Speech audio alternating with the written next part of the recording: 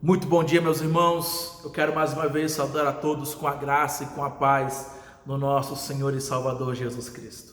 É uma alegria poder nos encontrar novamente para compartilhar do Evangelho, a palavra de Deus, e darmos continuidade ao ensino sobre batalha espiritual. Nessa manhã de domingo, nós vamos continuar a aula de domingo passado, onde falamos sobre batalha espiritual e resistência. E nessa manhã nós vamos aprender sobre como usar as armas espirituais. Nós vimos na aula passada sobre as armas espirituais, que nós estamos como soldados lutando no campo já conquistado por Cristo, e que as armas que nós usamos são espirituais e não são não é a igreja que fabrica tais armas. Essas armas são dadas por Deus a nós para essa batalha contra o diabo que tenta nos fazer desacreditar em Deus e nas suas promessas. Amém? Vamos orar pedindo que Deus nos abençoe nessa manhã. Eterno Deus e bondoso Pai, nessa manhã mais uma vez te agradecemos pela oportunidade de estudarmos a palavra do Senhor e de crescermos espiritualmente em Ti, ó Deus. Nos dê entendimento, nos dê a Tua graça, nos faça compreender essas verdades, ó Pai. Nos instrua segundo a Tua vontade, segundo o Teu querer, para que andemos segundo a Tua palavra, Pai. Abençoe a Tua igreja, abençoe o Teu povo. Neste domingo, nós oramos assim, confiando no Senhor e no Teu poder. Em nome de Jesus, amém, amém e amém. Como usar essas armas?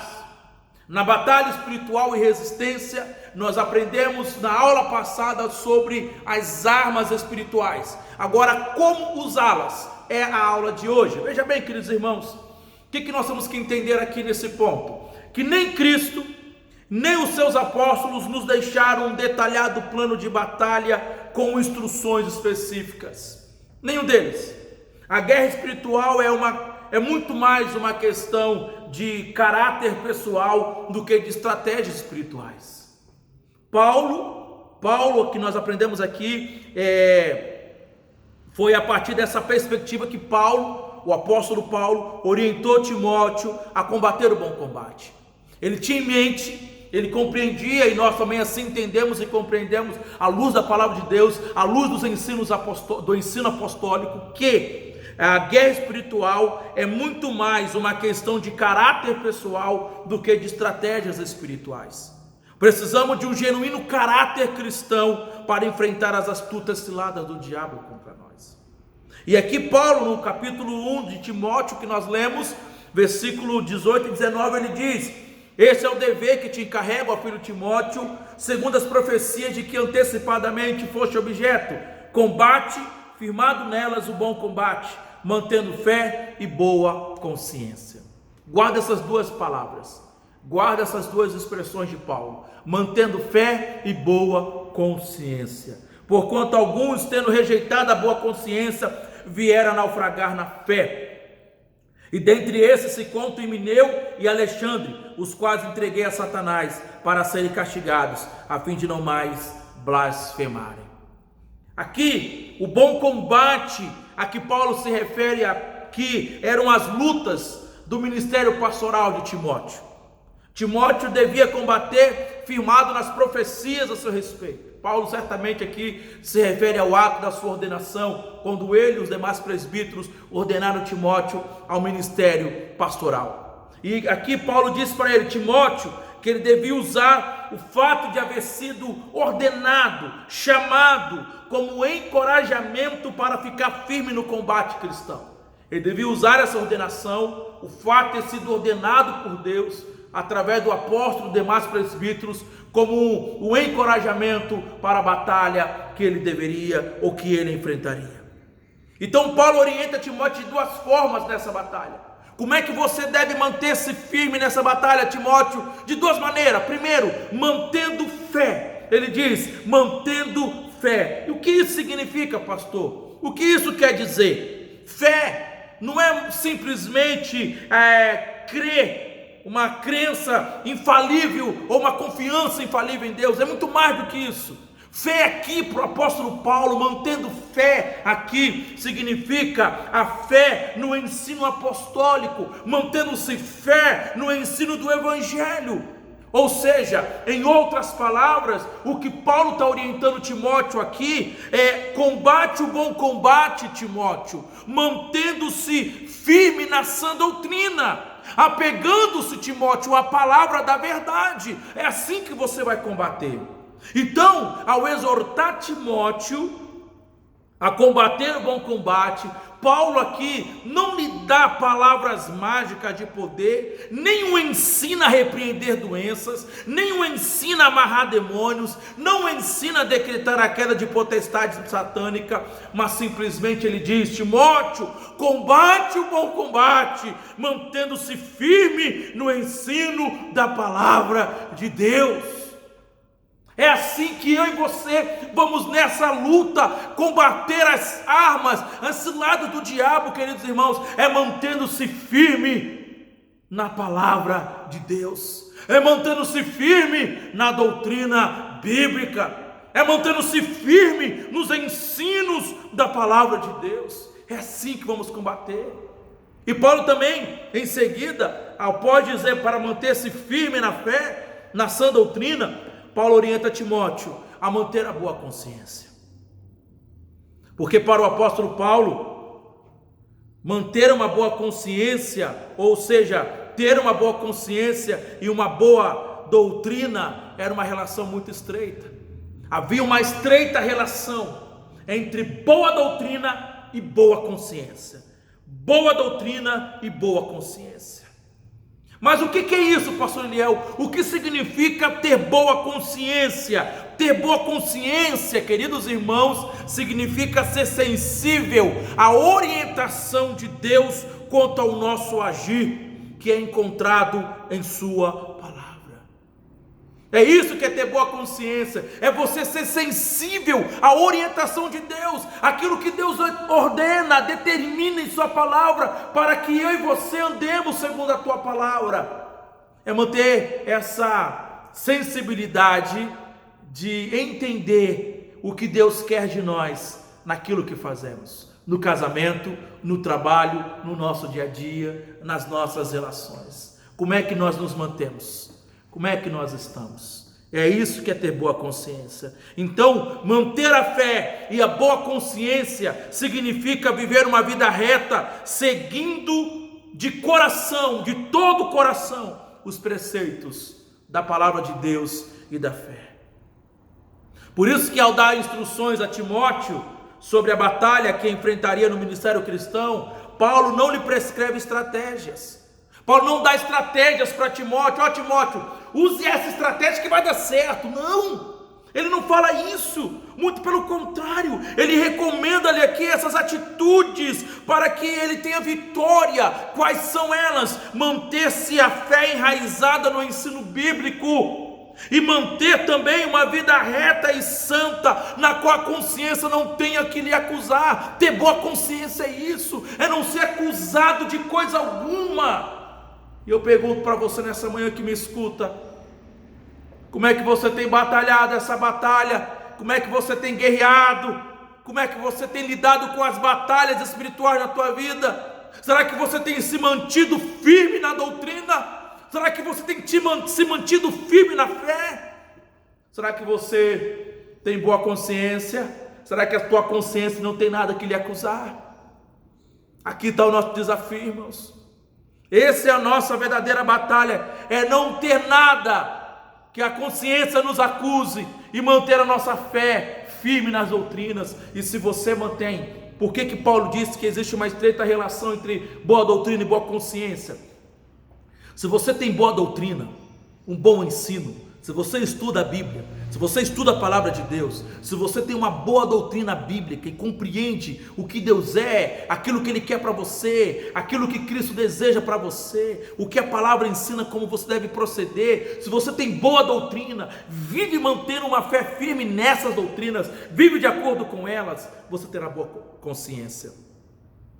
Você terá boa consciência porque você terá condições de discernir e de entender como você deve proceder em cada situação na tua vida. Porque você como cristão, eu como cristão, nós nós temos um manual de vida, que é a palavra de Deus. É ela que deve nos orientar, ela que deve nos nortear em como proceder no nosso casamento, no nosso trabalho, com a nossa família, na nossa relação. É a palavra de Deus. Nós temos que estar orientados, firmados na palavra de Deus. Aí sim eu terei boa consciência, porque eu vou andar de acordo com a palavra de Deus, e nada terá a minha consciência de me acusar. Agora, se ela está me acusando, é que eu tenho deixado de andar de acordo com a palavra de Deus em alguma coisa. Eu estou andando em falta, eu preciso me acertar. Mas aí talvez você se pergunte, mas pastor, como é que eu lido, como é que eu convivo com pessoas que estão se opondo ao Evangelho? Porque aqui o texto diz assim: porque alguns, tendo rejeitado a boa consciência, vieram naufragar na fé. E dentre eles se encontra Emineu, Alexandre, os quais entreguei a Satanás para serem castigados, a fim de não mais blasfemarem. E se eu convivo com pessoas assim no meu trabalho?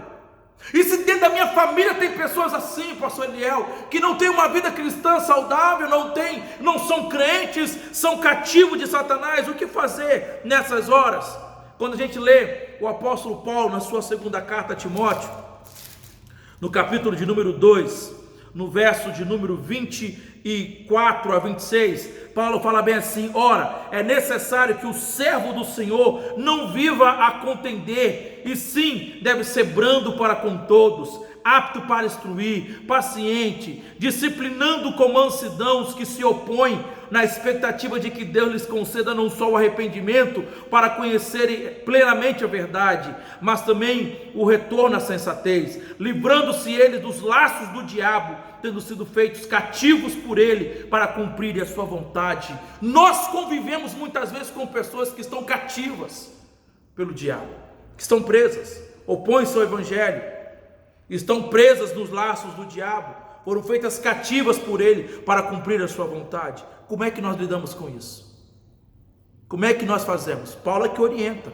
Ele diz: tenha consciência da atitude e do caráter necessário para lidar com pessoas assim. Ou seja, o servo do Senhor deve ser brando, deve ser manso, capaz de instruir, deve ser paciente.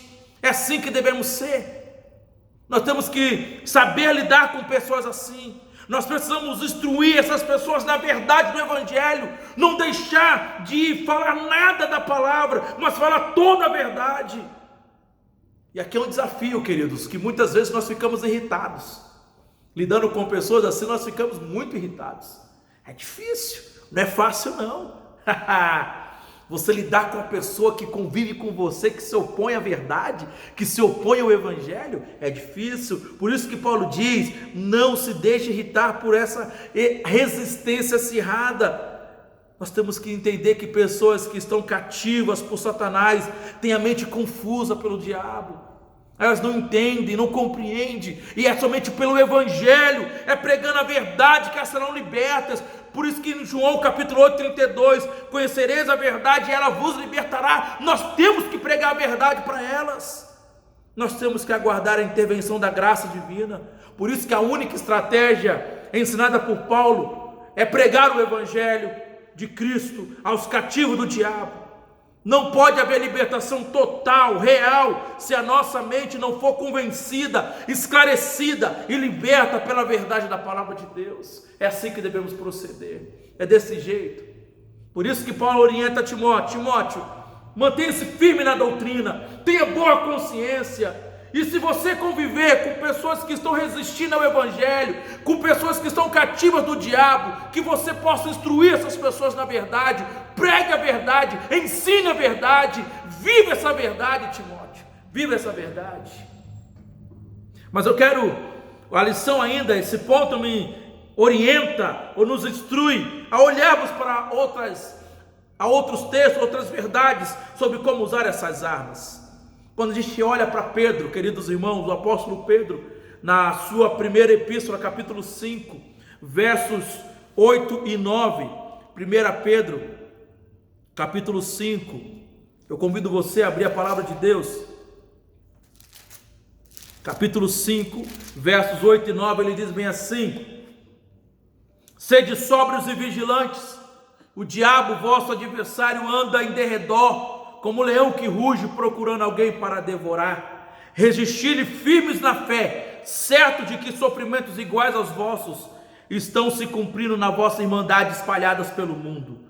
Ora, o Deus de toda a graça, que em Cristo vos chamou à sua eterna glória, depois de ter sofrido por um pouco, Ele mesmo vos há de aperfeiçoar, firmar, fortificar e fundamentar. Veja bem, queridos irmãos, o apóstolo Pedro aqui instrui os crentes sobre como agir diante das investidas de Satanás.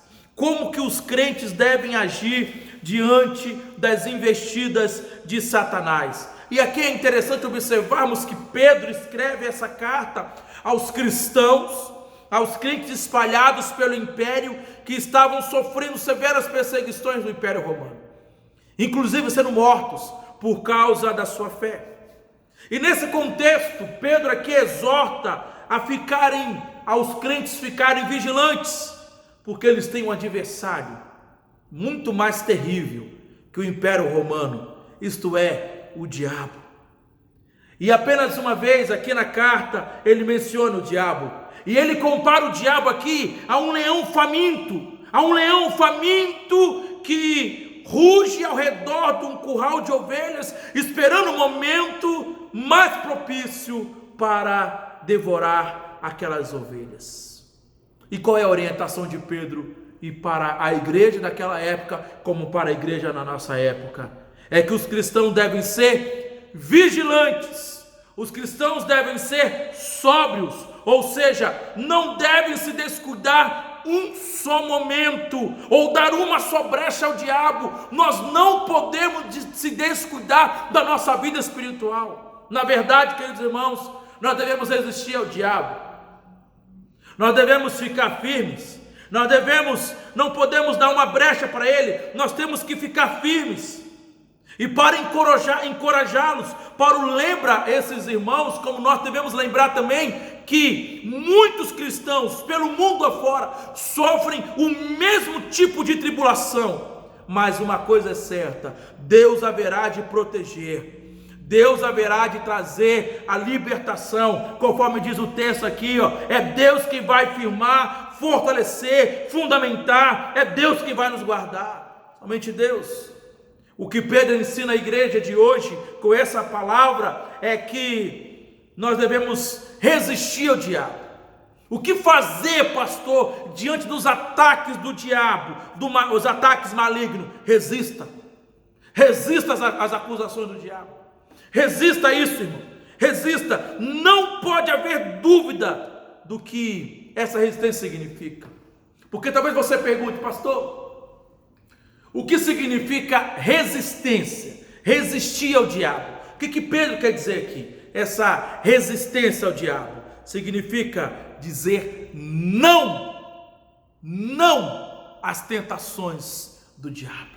É isso que é resistir ao diabo, porque o diabo significa tentador, é aquele que fica te tentando. Vai lá, fala isso para tua mulher, vai lá, faz isso com o teu patrão, vai lá, faz isso com o teu marido, faz assim com o teu fulano, fala assim com o teu pastor, faz assim com o teu irmão da igreja, vai lá. Ele fica te empurrando, ele fica te tentando, ele fica te instigando, ele fica lançando dados inflamados na sua mente, na tua consciência. Deus não é justo, Deus não é fiel, Deus não é bondoso, vai lá, faz isso, faz aquilo. É isso que ele fica tentando a gente. Vai lá, peque, mente, adultera, entra nesse site pornográfico, faça isso, faça aquilo outro. Ele fica nos perturbando todo momento, a toda hora. Ele fica ali, nos atentando, que ele é o tentador. E a palavra, quando diz que nós devemos resistir ao diabo, é dizer não às tentações do diabo, apegando-se às verdades do evangelho, às promessas de Deus e firmando-se numa vida santa. Eu vou dizer não, eu vou resistir às ofertas, às tentações, aquilo que nós sabemos que vai nos afastar de Deus. É porque muitos crentes caem nos laços do diabo, porque eles olham as propostas do diabo, eles ficam: nossa, eu acho que eu vou, porque é de Deus essa porta aqui, esse negócio aqui, eu vou fazer isso, porque eu estou sentindo. Está sentindo o quê? Isso vai te afastar de Deus. Isso vai te afastar do Evangelho. Se você sabe que essa proposta vai te afastar da família, vai te afastar de Deus, vai te afastar do Evangelho, fuja, meu irmão. Diga não, isso é tentação, isso é obra do cão, isso é obra do diabo, isso é obra do inferno para te afastar dos propósitos de Deus. Diga não, resiste, irmão. Não, mas é uma promoção boa isso aqui, né? Agora eu vou estar bem. Mas estar bem para quem? Para quem você vai estar bem? Se você não vai ter tempo para ler Bíblia, para orar, para buscar a Deus, para estar firme em Deus, para vir na igreja, para estar em comunhão, vai estar bem para quem? Por isso, irmão, nós temos que entender que resistir o diabo é dizer não às propostas tentadoras que vêm do inferno. E resistir isso é resistir como pastor, firmado na fé, tendo boa consciência e podendo então, apegando-se à palavra de Deus, ter uma vida santa, ter uma vida de dependência de Deus. Assim como Paulo, Pedro aqui não descreve, não prescreve ou use quaisquer palavras ou chavões poderosos para anular as tentações e neutralizar os planos do diabo e dos demônios. Nem Paulo, nem Pedro, nem Tiago também, porque o mesmo ensino nós encontramos em Tiago. Tiago, após exortar os crentes a se submeterem a Deus, Tiago declara bem assim na sua carta, capítulo 4, versículo de número 7, Tiago 4, 7, ele diz assim: sujeitai-vos, portanto, a Deus, mas resisti ao diabo, e ele fugirá de vós. Queridos irmãos, essa é a única passagem do Novo Testamento em que se diz que o diabo, ele vai fugir dos crentes. E o diabo fugirá de vós. Mas de que maneira essa resistência deve ser exercida, pastor Eliel? Como? Novamente, olha o que a palavra de Deus nos ensina. Tiago aqui, ele fala sobre isso em seguida. Ele diz bem assim, ó: chegai-vos a Deus, e ele se chegará a vós outros. Purificai as mãos, pecadores, e vós que sois de ânimo dobre. O que é ânimo dobre? Pessoa que fica ali, ó: não sei, não sabe, acho que sim, acho que não, acho que não. Aquela pessoa duvidosa ali, ó. Vós que sois de ânimo dobre, limpai o coração, afligi-vos, lamentai e chorai, converta-se o vosso riso em pranto e a vossa alegria em tristeza, humilhai-vos na presença do Senhor e Ele vos exaltará. Tiago capítulo 4, verso 7 ao versículo 10. O segredo para resistirmos ao diabo não é atacá-lo, não é repreendê-lo, não é amarrá-lo, mas nos aproximarmos de Deus. Nos aproximarmos de Deus e crescermos, nos aproximarmos de Deus e crescermos em santidade. Como é que nós fazemos isso, irmãos? Purificando o nosso coração, crescendo em santidade de vida diante de Deus. A promessa é que Deus nos exaltará, a promessa de que Deus nos dará vitória sobre o diabo quando nos aproximarmos dele, quando nos santificarmos mais, quando purificarmos mais o nosso coração. Só há uma maneira, queridos irmãos, de resistirmos o diabo, é tendo vida santa. Novamente, o apóstolo Paulo inicia dizendo o seguinte: usamos essas armas, conforme ele ensinou para Timóteo, mantendo-se fé e boa consciência.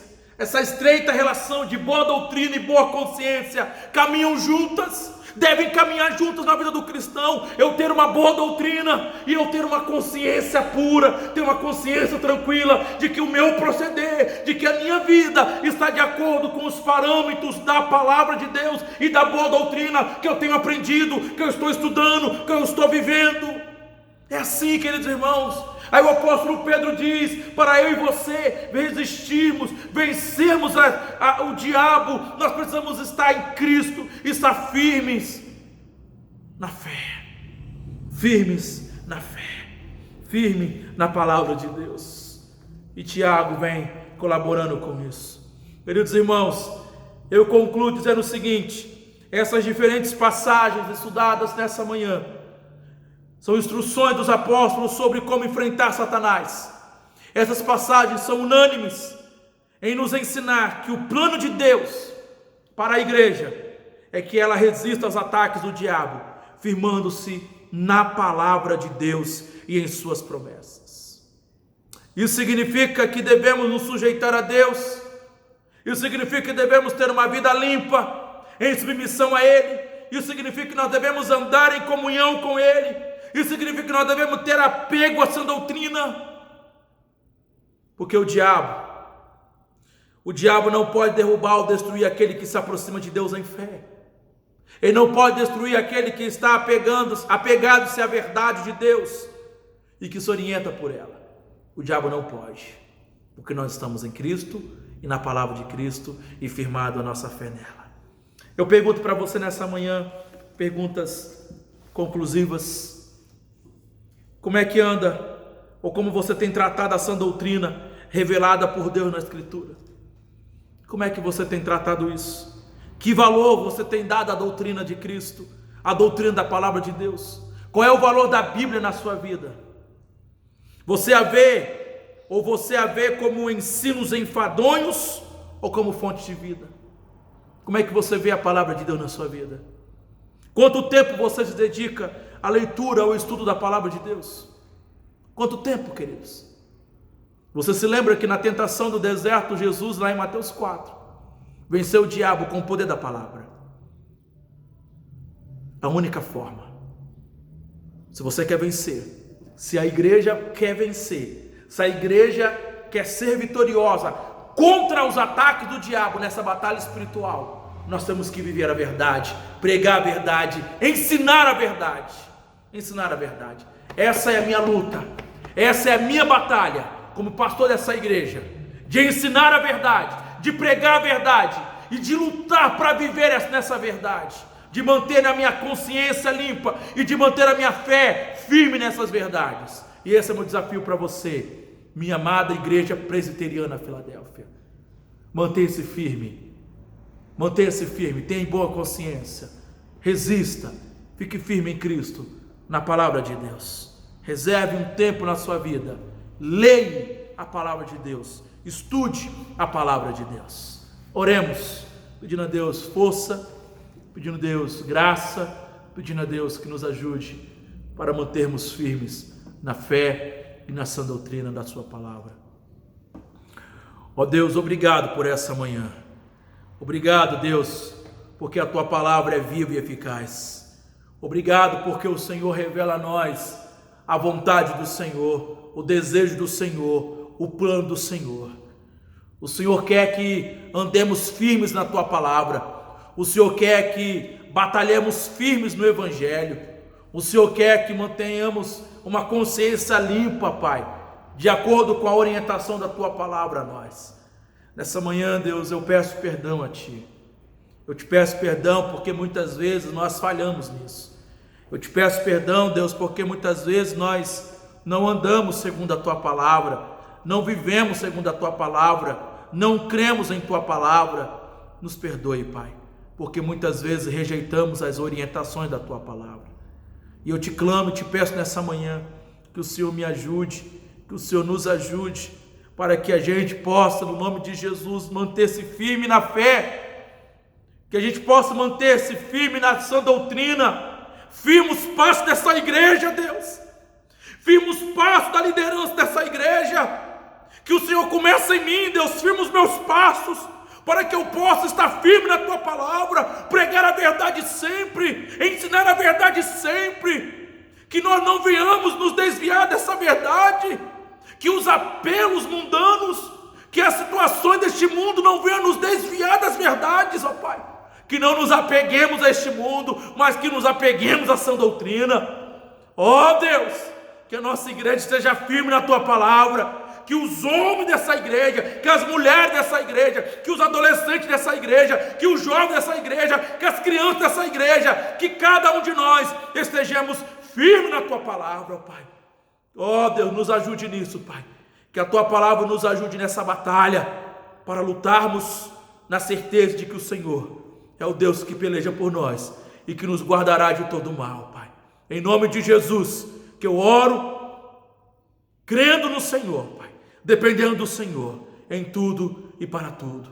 Em nome de Jesus. Amém, amém e amém. Que Deus em Cristo te abençoe e que você possa estar firme em Cristo Jesus. Amém.